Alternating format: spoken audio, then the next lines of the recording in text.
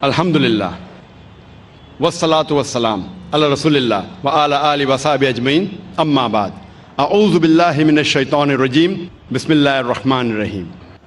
میرے محترم بزرگوں، میرے عزیز بھائیوں اور بہنوں، اور پیس ٹی وی پہ لائیو دیکھنے والے کروڑوں ناظرین، السلام علیکم ورحمۃ اللہ وبرکاتہ۔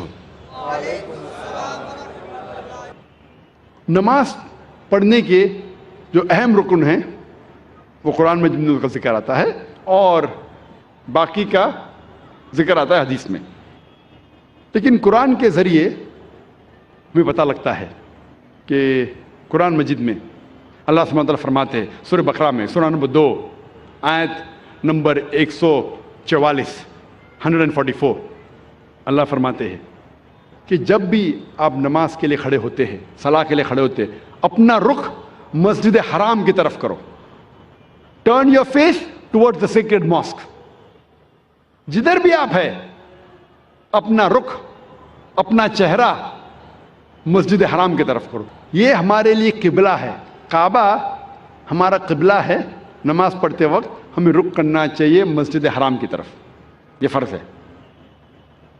اللہ تعالیٰ فرماتے ہیں سورہ بقرہ میں سورہ نمبر 2 آیت نمبر 238 میں 238، اللہ تعالیٰ فرماتے ہیں کہ جب بھی آپ صلاح کے لیے کھڑے رہو تو stand with a devout frame of mind. آپ جب کھڑے ہوتے ہیں، عربی میں لفظ آتا قانتین، کہ اپنے ڈیواؤٹ فریم آف مائنڈ کے ساتھ آپ نماز پڑھو۔ اللہ فرماتے سورہ ہجر میں سورہ نمبر 15 آیت نمبر 87 میں کہ اللہ has sent، اللہ نے نازل کیا ہے 7 آیتیں جو ہمیشہ دہرائی جاتی ہے اور قرآن عظیم۔ جب قرآن مجید میں اس کا ذکر آتا ہے 7 آیتیں جو ہمیشہ دہرائی جاتی ہے، اس کا مطلب ہے سورہ فاتحہ۔ سورہ فاتحہ میں 7 آیتیں ہیں، تو قرآن میں اللہ تعالیٰ ذکر کرتے ہیں سورہ فاتحہ کے بارے میں، اور عظیم قرآن۔ سورہ فاتحہ کے علاوہ باقی حصہ جو قرآن کا ہے اسے کہا جاتا ہے قرآن عظیم۔ تو سورہ فاتحہ کا ذکر آتا ہے قرآن مجید میں سورہ ہجر میں سورہ نمبر 15 آیت نمبر 87 میں۔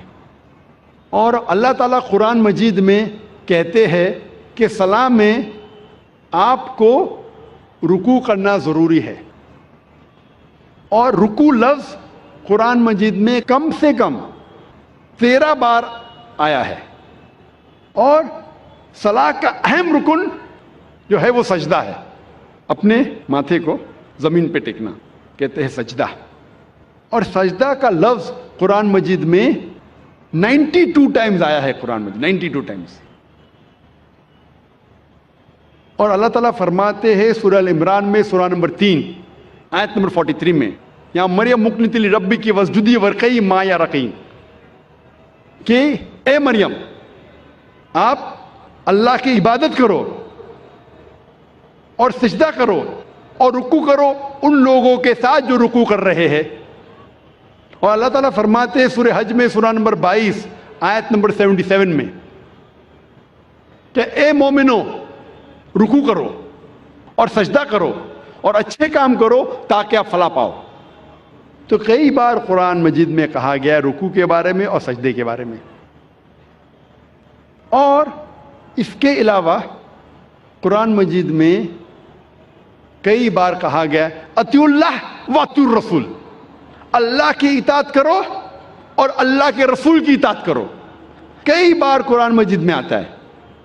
سورہ العمران سورہ نمبر 3 آیت نمبر 32، سورہ العمران سورہ نمبر 3 آیت نمبر 132، سورہ نساء سورہ نمبر 4 آیت نمبر 59، سورہ مائدہ سورہ نمبر 5 آیت نمبر 92، سورہ انفال سورہ نمبر 8 آیت نمبر 1، سورہ انفال سورہ نمبر 8 آیت نمبر 20، سورہ انفال سورہ نمبر 8 آیت نمبر 46، سورہ نور سورہ نمبر 24 آیت نمبر 56، سورہ نور سورہ نمبر 24 آیت نمبر 54، سورہ محمد سورہ نمبر 47 آیت نمبر 33، سورہ مجادلہ سورہ نمبر 58 آیت نمبر 13، سورہ تغابن سورہ نمبر 64 آیت نمبر 12۔ کم از کم قرآن مجید میں 12 جگہ کہا گیا ہے اطیعوا اللہ واطیعوا الرسول، اللہ کی اطاعت کرو، اللہ کے رسول کی اطاعت کرو۔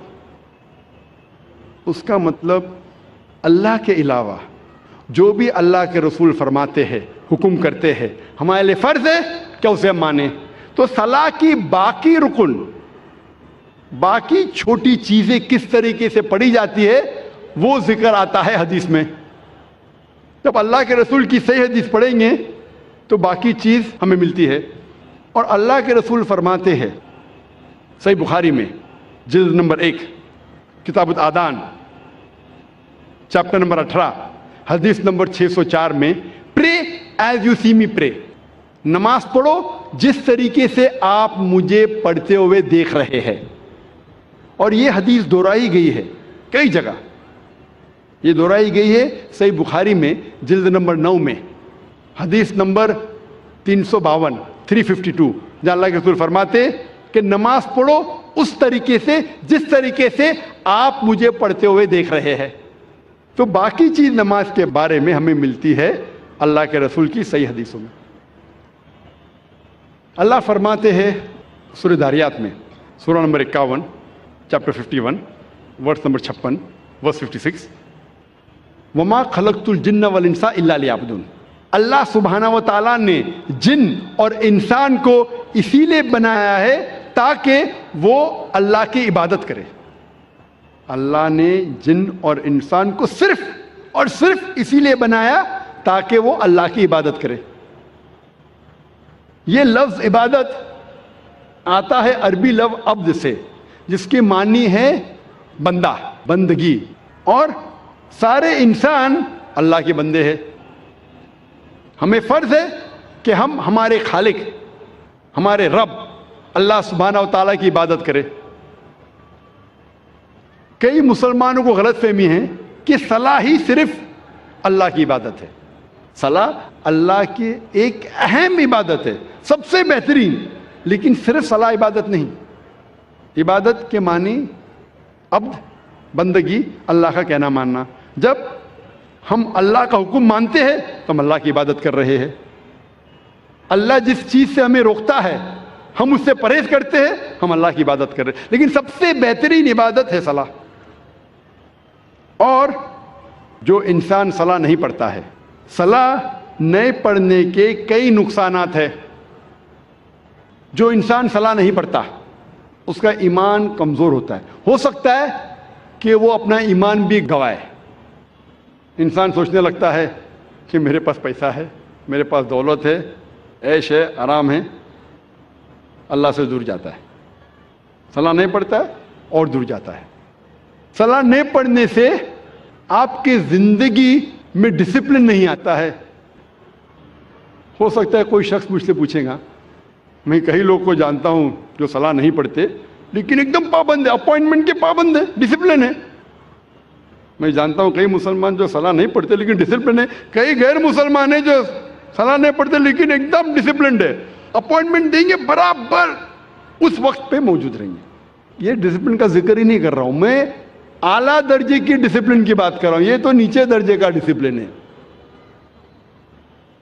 اور آپ کبھی بھی دیکھیں گے اپوائنٹمنٹ کے بارے میں، اگر کوئی شخص اپنے ملازم کو اپوائنٹمنٹ دے رہا ہے تو اکثر وہ اگر اپوائنٹمنٹ کے پابندی بھی نہیں کریں گا اسے کوئی فرق پڑتا نہیں، میرا ملازم ہے، میں آدھا گھنٹہ لیٹ جاؤں کیا فرق پڑتا ہے، کیونکہ وہ اس سے نیچا ہے۔ اپوائنٹمنٹ 10 بجے کہ آپ پہنچے 10:15 کو پہنچے 10:30 کو پہنچے 11 بجے نہیں بھی پہنچے، ملازم ہے، کوئی فرق پڑتا نہیں۔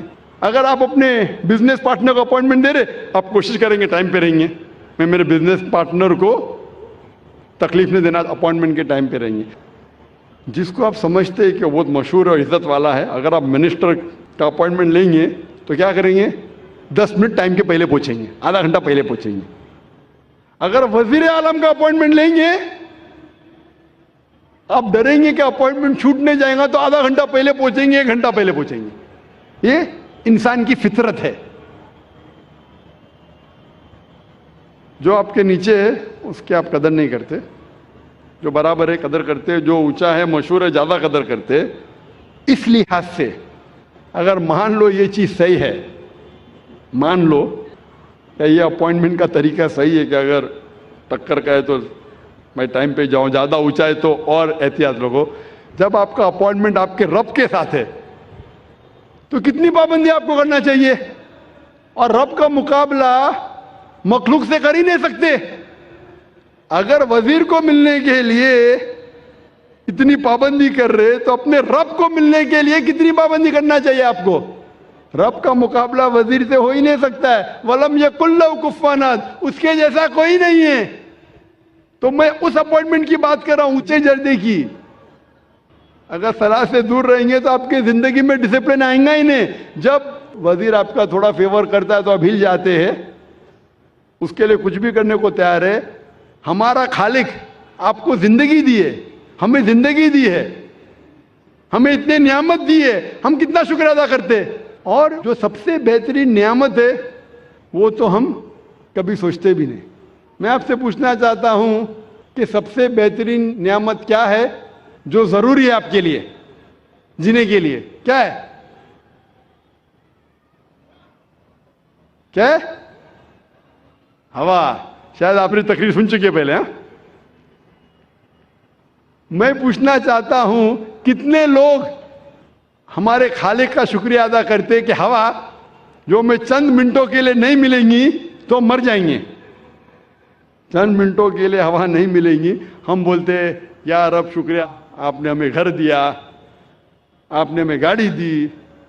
کتنے لوگ شکریہ ادا کرتے پانی کے لیے, کتنے لوگ شکریہ ادا کرتے ہوا کے لیے. یہ جینے کے لیے ضروری ہے. جب میں نے میرے بچوں سے کمپٹیشن لگائی کہ سب سے زیادہ آپ کیا شکر ادا کریں گے اللہ کا, تو ایک سے بڑھ کر ایک جواب تھا.